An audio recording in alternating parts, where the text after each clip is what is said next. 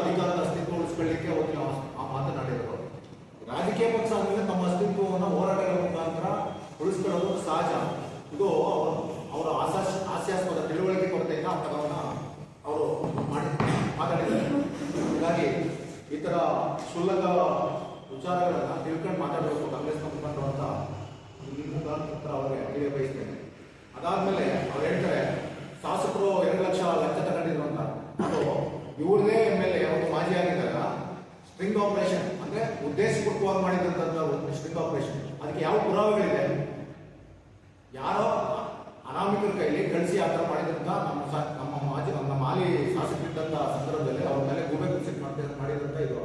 ಹಾಗಾಗಿ ಅದಕ್ಕೂ ನಮ್ಮ ಶಾಸಕರು ಮಾಜಿ ಶಾಸಕರು ಯಾವುದೇ ಇದಿಲ್ಲ. ಅದು ಆರೋಪ ಸುಳ್ಳು ಅಂತ ಈ ಸಂದರ್ಭದಲ್ಲಿ ಕೆರೆಗಳೆಲ್ಲ ತುಂಬಿದೆ. ಯಾವ ಕೆರೆಗಳು ತುಂಬಿದೆ? ಇನ್ನು 12 ಕೆರೆಗಳಾಗಿದೆ. ಜೂನ್ ತಿಂಗಳಲ್ಲಿ KRS ಇಂದ ನೀರು ಬಿಟ್ಟಿದ್ರು. ಈ ಮಳವಳ್ಳಿ ತಾಲೂಕಿಗೆ ಒಂದೇ ದಿನ ಬಂದಿದ್ದು. ಎಲ್ಲೋಗಿದ್ರು ಇವರು ಶಾಸಕರು? ಮಾತಾಡಿದ್ರು. ಇವರು ಬೆಳೆದಂತ ಬೆಳೆಗಳೆಲ್ಲ ಅಪೋಷಣ ಆಯ್ತಾ ಇದೆ. ಒಂದೇ ಒಂದು ರೈತರಿಗೆ ಅದು ಯಾವುದೇ ಕಾರಣಕ್ಕೂ ಅದು ಲಾಭ ತರಲ್ಲ. ಹಾಗಾಗಿ ಈ ತಾಲೂಕಿನ ರೈತರ ಪರವಾಗಿ ನಾವು ಹೋರಾಟವನ್ನು ಹಮ್ಮಿಕೊಂಡಿದ್ದು. ಬರ ಸಂದರ್ಭದಲ್ಲಿ ಇವತ್ತು ಈ ತಾಲೂಕಲ್ಲಿ ಇಟ್ಕೊಂಡು ಈ ಶಾಸಕರು ಇಲ್ಲಿ ಮಾಡಬೇಕಾಗಿರುವಂತ ಕೆಲಸ ಮಾಡ್ತಾ ಇಲ್ಲ.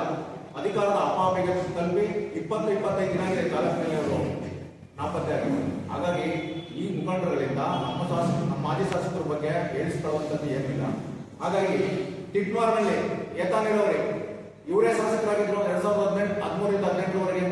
ಏನಾಯ್ತು ಅದು? ಮತ್ತೆ ನಮ್ಮ ಶಾಸಕರು ಇದೇ ಕೊನೆಗಾಲದಲ್ಲಿ 2022-23 ಸಂದರ್ಭದಲ್ಲಿ ನಾವು ಸನ್ಮಾನ್ಯ ಗೋವಿಂದ ಕಾರಜೋಳ ಅವರು ಹೇಳ್ತಾರೆ 90% ಆಗಿದೆ ಬಿಜೆಪುರ ಏಕಾನಿದಾವರಿ, ಅದನ್ನ ನಾನು ಪೂರ್ಣಗೊಳಿಸ್ತೀನಿ ಅಂತ ಹೇಳ್ತಾರೆ. ಎಲ್ಲಿ ಸ್ವಾಮಿ, ನೀವು 3.5 ವರ್ಷ ಆಗಿದೆ ಅಧಿಕಾರಕ್ಕೆ ಬಂದು, ಏನಾಯ್ತು? ಕುರಿಗಳು ಏಕಾನಿದಾವರಿ ಏನಾಯ್ತು ಹೇಳಿ? ಬರೀ ಹಣ ಮಾಡುವ ನೀವು ಭ್ರಷ್ಟರು. ಹಣ ಮಾಡುವ ಒಂದು ಯೋಜನೆ ಅದು. ಯಾವುದೇ ಅದು ಪೂರ್ವಕ್ಕಿಂತ ಹತ್ತು ಪ್ರಶ್ನೆ ಇಲ್ಲ. ಹಾಗಾಗಿ ಕೊಡ್ತೇನೆ, ಭ್ರಷ್ಟಾಚಾರ ಯಾವುದೋ ಒಂದು ಸಂಘಟನೆ ಹೋರಾಟ ಮಾಡುತ್ತೆ, ಒಂದು ರಾಜಕೀಯ ಪಕ್ಷ ಹೋರಾಟ ಮಾಡುತ್ತೆ, ಅದ್ರ ಮೇಲೆ ನೀವು ಗೂಂಡಾಗಿರಿ ಮಾಡಿದಿರಿ. ಇವತ್ತೇ ಸ್ವಾಮಿ ಜನತಾ ಮಂದಿರದಲ್ಲಿ ಯಾವುದೋ ನೀಟ್ ವಿಚಾರ ಹೇಳ್ಕೊಂಡು ನಿಮ್ಮ ಮುಖ್ಯಮಂತ್ರಿಗಳು ಹೋಗಿ ಅಲ್ಲಿ ಹೋರಾಟ ಮಾಡ್ತಾರೆ. ನಿಮ್ದು ಹೋರಾಟ ನಮ್ದು ಅಸ್ತಿತ್ವದ ಪ್ರಶ್ನೆ, ನಿಮ್ದು ಅಸ್ತಿತ್ವದ ಪ್ರಶ್ನೆ, ನಮ್ದು ಅಸ್ತಿತ್ವದ ಪ್ರಶ್ನೆ. ಪ್ರತಿ ರಾಜಕೀಯ ಪಕ್ಷಗಳು ಹೋರಾಟ ಮಾಡೋದೇ ತಮ್ಮ ಅಸ್ತಿತ್ವ ಉಳಿಸ್ಕೊಳ್ಳಿಕ್ಕೆ. ಹಾಗಾಗಿ ಈ ಮುಖಾಂತರ ಕ್ಷುಲ್ಲಕವಾಗಿ ಮಾತಾಡೋದನ್ನ ಬಿಡಬೇಕು ಕಾಂಗ್ರೆಸ್ ಮುಖಂಡರು. ಮತ್ತೆ ಚರ್ಚೆ ಕರೆದಿದ್ರಿ, ನೀವೇ ಫಿಕ್ಸ್ ಮಾಡಿ. ನಾವು ಬಹಿರಂಗ ಚರ್ಚೆಗೆ ಪರೀಕ್ಷಿತ ಇದ್ದೀವಿ. ಎಲ್ಲಿ ಅಂತ ನೀವು ಫಿಕ್ಸ್ ಮಾಡಿ, ಪತ್ರಿಕಾ ಮಾಧ್ಯಮದವ್ರ ಮುಂದೆ ಫಿಕ್ಸ್ ಮಾಡಿ, ನಾವು ಬರ್ತೀವಿ ಅಂತ ನಿಮ್ಮ ಮೂಲಕ ತಿಳಿಸಿ ಬಯಸ್ತೇನೆ. ಆಯ್ತು, ಇವತ್ತು KPSC ನಮ್ದ ಸರ್ಕಾರ ಇರೋದು, ನಮ್ಮನ್ನ ಭ್ರಷ್ಟಾಚಾರಿಗಳು ಅಂತೀರಿ. KPSC ಜಗಜಾಹಿರಾಗಿ ಇಡೀ ಮೀಡಿಯಾದಲ್ಲಿ ಇವತ್ತು ಒಬ್ಬ ವೈದ್ಯಾಧಿಕಾರಿಯನ್ನು ಮಾಡಬೇಕು, ಪಶು ವೈದ್ಯಾಧಿಕಾರಿಗೆ 80 ಲಕ್ಷ ಸಿಕ್ಕಿದಲ್ಲ ರೂಪು. ಸುಮ್ಗೆ ಗಾಳಿಯಲ್ಲಿ ಗುಂಡೋಡಿ ಕೆಲಸ ಮಾಡಬಾರ್ದು ಕಾಂಗ್ರೆಸ್ ಮುಖಂಡರು ಅಂತ ಈ ಮೂಲಕ ಅವ್ರಿಗೆ ನಾನು ಎಚ್ಚರಿಕೆ ಕೊಡಕ್ಕೆ ಬಯಸ್ತೇನೆ. ಮತ್ತೆ DFSMS ಹಗರಣ ಎಲ್ಲಿ ಸ್ವಾಮಿ? ನಿಮ್ಮ ಅಧ್ಯಕ್ಷರಿಗೆ ಒಪ್ಪಂದ ಇದ್ರಲ್ಲ, ಆಗಿದೆ ಹಗರಣ ಅಂತ. ನೀವು ಭ್ರಷ್ಟಾಚಾರಿಗಳ ನೀವ್ಯಾಕ್ರಿ ತಿಂದ್ಬಿಟ್ಟು ತಿಂದು ಮೇಕೆ ಕೊಡಿಸ್ದಂಗೆ ಹೇಳ್ತೀರಿ ಕಾಂಗ್ರೆಸ್ ಮುಖಂಡರುಗಳು? ಇದನ್ನ ದಯಮಾಡಿ ಬಿಡಬೇಕು. ಈ ಕ್ಷುಲ್ಲಕ ವಿಷಯಗಳನ್ನ ದಯಮಾಡಿ ಬಿಡಬೇಕು. ಆಧಾರರಹಿತ ಆರೋಪಗಳನ್ನ ಮಾಡಿಕ್ಕೆ ನಮಗೂ ಕೂಡ ಬರುತ್ತೆ. ನೀವು ಒಪ್ಕೊಳ್ಳಕ್ಕೆ ರೆಡಿ ಇದ್ದೀರಾ ಈಗಂತ ಹೇಳ್ತಾ ನೀವು ಇಂಥ ವಿಚಾರಗಳನ್ನ ದಯಮಾಡಿ ಈ ಸುಳ್ಳು ಆರೋಪಗಳನ್ನ ಮಾಡಬಾರ್ದು ಅಂತ ಈ ಮೂಲಕ ನಿಮ್ಮ ಮೂಲಕ ನಾನು ತಿಳಿಯ ಬಯಸ್ತೇನೆ. ಭ್ರಷ್ಟಾಚಾರನೇ ನಡೆದಿಲ್ಲ.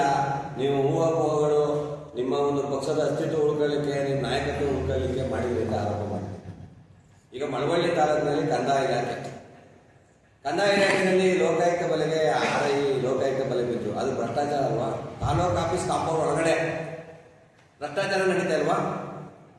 ಪೊಲೀಸ್ ಇಲಾಖೆ ಒಳಗೆ, ಪೊಲೀಸ್ ಸ್ಟೇಷನ್ ಒಳಗಡೆ ಪೊಲೀಸ್ ಇಲಾಖೆಯವರು ಲೋಕಾಯುಕ್ತರಿಗೆ ಟ್ರಾಪ್ ಆದ್ರು, ಲಂಚ ತಗೊಂಡ, ಅದು ಭ್ರಷ್ಟಾಚಾರ ಅಲ್ವಾ? ಭ್ರಷ್ಟಾಚಾರ ನಡೀತಾ ಇಲ್ಲ ಅಂತ ಹೇಳಿದ್ರೆ ಸಾಬೀತು ಮಾಡಿ. ಈಗ ನಿಮ್ ಕಣ್ಣು ಮುಂದೆನೇ ಇದೆಯಲ್ಲ, ಯಾಕೆ ಒಪ್ಕೋತಲ್ಲ ನೀವು ಇದನ್ನ? ಹಾಗಾದ್ರೆ ನಾವು ರೈತರ ಪರವಾಗಿ ಕೆರೆಕಟ್ಟೆಗಳಿಗೆ ನೀರು ತುಂಬ್ತಾ ಇಲ್ಲ, ಮತ್ತೆ ಬರ ಬಂದಿದೆ, ನಮ್ಮ ತಾಲೂಕಿನ ಬರ ಅಂತ ಘೋಷಣೆ ಮಾಡಿ, ಮತ್ತೆ ನಮ್ಮ ರೈತರಿಗೆ ನ್ಯಾಯ ಸಿಗ್ಲಿಕ್ಕೆ TFSMS ನಡೆದಾಗ ಹಗರಣಗಳನ್ನ ಕುರಿತಾಗಿ ನಾವು ಪ್ರತಿಭಟನೆ ಮಾಡಿ ಕೊಟ್ಟಿದ್ದೀವಿ ಅಂದ್ರೆ ಅಸ್ತಿತ್ವ ಉಳಿಸ್ಕೊಳ್ಳಿಕ್ಕೆ ಅಂತ ಹೇಳ್ತೀವಿ. ನೀವ್ಯಾಕೆ KRS ಪಕ್ಷದವರು ಪ್ರತಿಭಟನೆ ಮಾಡಿದಾಗ ಸುಮ್ಮನಿರ್ಬೇಕಾಯ್ತು? ನೀವ್ಯಾಕೆ ಅವ್ರ ಮೇಲೆ ಅಲ್ಲೇ ಮಾಡಕ್ ಹೋದ್ರಿ?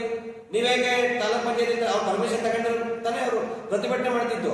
ನೀವ್ಯಾಕೆ ಅವ್ರ ಹೋಗಿ ಅಡ್ಡೆ ಹಾಕಿ ಗಲಾಟೆ ಮಾಡಿ ಅವ್ರ ಮೇಲೆ ಅಲ್ಲೇ ಮಾಡ್ಲಿಕ್ಕೆ ಮುಂದೆ ಅದರೆಲ್ಲ ಸುಮ್ಮನಿರ್ಬೇಕಿತ್ತು?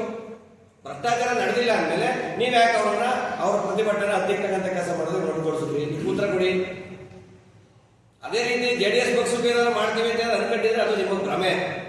ಇವತ್ತು ಮಳವಳ್ಳಿ ತಾಲೂಕಿನ DAPCMS ನಲ್ಲಿ ಭ್ರಷ್ಟಾಚಾರ ನಡೆದಿದೆ. ಅಧ್ಯಕ್ಷರು ಮತ್ತೆ ಅವ್ರ ನಿರ್ದೇಶಕರುಗಳು ಕೂಡ ಒಪ್ಕೊಂಡಿದ್ದಾರೆ. ಅವ್ರು ಹೇಳಿದ್ದಾರೆ, ಈ ಮೂಲಕ ತಮ್ಮ ಮೂಲಕ ಹೇಳ್ತೀನಿ, DAPCMS ನ ಅಧ್ಯಕ್ಷರು ಮೊದಲು ರಾಜೀನಾಮೆ ಪತ್ರವನ್ನು ರೆಡಿ ಮಾಡ್ಕೋಬೇಕು. ಫಸ್ಟ್ ಹೇಳಿದ್ದಾರೆ ಅವರು. ಅವ್ರ ಮಾತನ್ನ ಉಳಿಸ್ಕೊತೀವಿ ಏನಂತ ಹೇಳಿದ್ರೆ DAPCMS ನ ಅಧ್ಯಕ್ಷರು ಮೊದಲು ರಾಜೀನಾಮೆ ಪತ್ರವನ್ನು ರೆಡಿ ಮಾಡ್ಕೋಬೇಕು. ನಾವು ನಿರ್ದೇಶಕರು ವೈಯಕ್ತಿಕವಾಗಿ ನಾಳೆ ಬೆಳಗ್ಗೆ ಅವ್ರು ನಡೆದಿಲ್ಲ ಅಂತ ಪ್ರಮಾಣ ನಾವು ರಾಜೀನಾಮೆ ಕೊಡೋಕೆ ಸಿದ್ಧ ಇದ್ದೀವಿ. ಇಲ್ವಾ ಅವರು ನಾಳೆ ಬೆಳಗ್ಗೆ ಸಾರ್ವಜನಿಕ ಕ್ಷಮೆ ಕೇಳಿ ಅವ್ರ ರಾಜೀನಾಮೆ ಪತ್ರವನ್ನು ಕೊಡಬೇಕು. ಈಗ ಆಡಿಟರ್ ಹೇಳಿ ಸುಳ್ಳ ನೀವು CEO ನಿಮ್ಗೆ ನೋಟಿಸ್ ಕೊಟ್ಟಿದ್ದಾರಲ್ರಿ ನವೆಂಬರ್ ತಿಂಗಳಿನಲ್ಲಿ ಅಧ್ಯಕ್ಷರ ಗಮನಕ್ಕೆ. ನೀವೇ ತಗೊಂಡಿದ್ದೀರಿ, ಬಚ್ಚಿಟ್ಕೊಂಡು ಕೂತಿದ್ದೀರಿ, ಫೈಲ್ ತಗೊಂಡು ನಾ ಡಾಕ್ಯುಮೆಂಟ್ ಫೈಲ್ ಮನವಿದೆ ಅಂತ ಹೇಳ್ತೀರಿ. ನಾನು ಒಂದು ಬಿಲ್ ಬುಕ್ ಎತ್ಕೊ ಬಂದಿರುತ್ತೆ, ನನ್ನ ಮೇಲೆ ಕೇಸು ಹತ್ಕೊಂಡ್ರೆ ಅದ್ರಲ್ಲಿ FIR ಒಂದು ಬಿಲ್ ಬುಕ್ ಖಾಲಿ. ಎಷ್ಟು ಬಿಲ್ ಆಗವೆ ಏನು ಅಂತ ಚೆಕ್ ಮಾಡೋಕೆ ಒಬ್ಬ ನಿರ್ದೇಶಕರಿಗೆ ಹಂಗಾರೆ ಅಧಿಕಾರ ಇಲ್ವಾ? ಅದನ್ನು ಪರಿಶೀಲನೆ ಮಾಡೋ ಅಧಿಕಾರ ಇಲ್ವಾ? ರಾತ್ರಿ ಹೊತ್ತು ಮುಂದೆ FIR ಹಾಕ್ಸ್ತೀರಿ ಬಿಲ್ ಬುಕ್ ತಂದಕ್ಕೆ. 70-60 ಲಕ್ಷ ದುಡ್ಡು ರಾಜನಷ್ಟ ಓಡಾಡ್ತಾವೆ. ಅದಕ್ಕೆ ನೀವೆಲ್ಲ ಸಪೋರ್ಟ್ ಮಾಡಿದ್ರು. ನೀವು ಚೇಂಬರ್ಲಿ ಕೂತ್ಕೊಂಡು ರಾಜಕೀಯ ಒಳ್ಳೆ ರಾಜ್ಯಭಾರ ಮಾಡ್ತಾ ಇದ್ರಿ.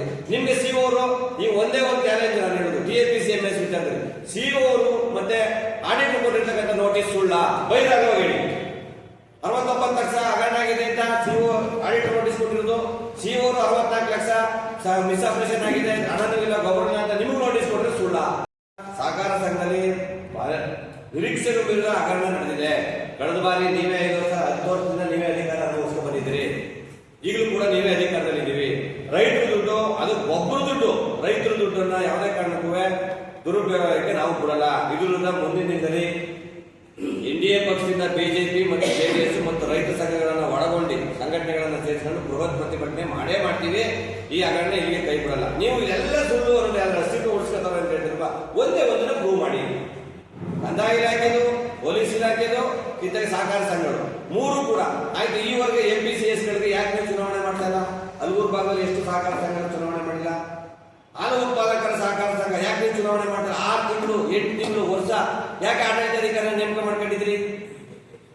52 ಸೊಸೈಟಿ ಎಷ್ಟು ನೀವು ಮಾಡಿಲ್ಲ ಅಂತ ಮಾಹಿತಿ ಇದೆ. ಯಾಕೆ ಮಾಡ್ತಾ ಇಲ್ಲ? ಚೊಟ್ಟಳ್ಳಿ ಹಾಲು ಉತ್ಪಾದಕ ಸಂಘ ಯಾಕೆ ಆಡಳಿತಾಧಿಕಾರಿ ನೇಮಕ ಮಾಡ್ಕೊಂಡು ಬಂದಿದ್ದೀರಿ? ಆಯ್ತು, ಈಗ ಸೊಸೈಟಿಯಿಂದ ನೀವು DCC ಬ್ಯಾಂಕ್ ಹೋಗ್ಬೇಕಾಯ್ತು, ನೀವು ಉನ್ನಾರ ಮಾಡಿದ್ರಿ, ಕಾರ್ಯಕರ್ತರುಗಳಿಗೆ ಮತ್ತು ರೈತರಿಗೆ ಮೋಸ ಮಾಡಿ ನೀವು ಅಧಿಕಾರ ಹಿಡಿದ್ರಿ, ಹೋಗ್ಲಿ ಮುಗಿದೋಯ್ತು. ಹಾಲು ಉತ್ಪಾದಕ ಸಹಕಾರ ಸಂಘ ಅಲ್ಲೂ ಕೂಡ ನೀವು ಅಧಿಕಾರ ಹಿಡಿಬೇಕಾಯ್ತು, ಅಲ್ಲೂ ಸಹಕಾರ ಸಂಘದಲ್ಲಿ ಆ ಷೇರುದಾರಗಳಿಗೆ ನೀವು ಮೋಸ, ಅಲ್ಲೂ ಅಧಿಕಾರ ಹಿಡಿದ್ರಿ. ಈಗ ಚುನಾವಣೆ ಮಾಡ್ಬೋದಲ್ಲ, ಯಾಕೆ ಮಾಡ್ತಾ ಇಲ್ಲ? ಯಾವ ಉದ್ದೇಶಕ್ಕೆ ಇವನ್ನ ಚುನಾವಣೆ ಮಾಡ್ತಾ ಇಟ್ಕೊಂಡಿದ್ದೀರಿ? ಅಂಚೆ ದುಡ್ಡಿ ಸಹಕಾರ ಸಂಘ ಎಲೆಕ್ಷನ್ ಆಗಿಲ್ಲ, ಹಾಲು ಉತ್ಪಾದಕರು ಒಡ್ರಳ್ಳಿ ಆಗಿಲ್ಲ, ಚೊಟ್ನಳ್ಳಿ ಆಗಿಲ್ಲ, ಇಂಥವು ಹಲವಾರಿದೆ.